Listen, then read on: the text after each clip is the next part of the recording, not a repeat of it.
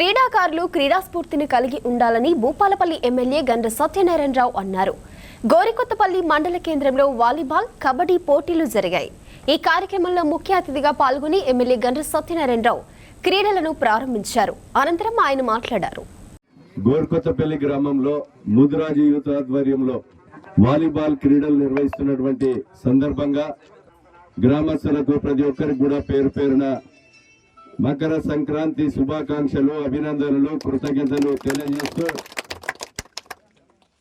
ఈ క్రీడలు మానసిక ఉల్లాసానికి దోహదపడడమే కాకుండా ఉద్యోగస్తులు, విద్యార్థులు, నిరుద్యోగ యువకులు అదేవిధంగా పండుగ సందర్భంగా ఈ గ్రామానికి వచ్చి గ్రామాల్లో ఈరోజు కబడ్డీ, వాలీబాల్ క్రీడలు నిర్వహిస్తూ ఒక నూతన ఒరవడిని పండుగ సందర్భంగా తీసుకొచ్చి నిర్వహిస్తున్నటువంటి నిర్వాహక కమిటీకి మరోసారి ధన్యవాదాలు తెలియజేస్తూ ఈ క్రీడల్లో మీ ఉద్యోగాలే కాకుండా చదువుతో పాటు క్రీడల్లో కూడా ఈరోజు విజయం సాధించిన వ్యక్తి రాష్ట్ర జాతీయ స్థాయిలో ఎదగాలని, ఓటమి చెందినటువంటి క్రీడాకారుడు నిరుత్సాహపడకుండా నిరంతరంగా మళ్ళీ విజయం కొరకు కృషి చేసే విధంగా క్రీడల్లో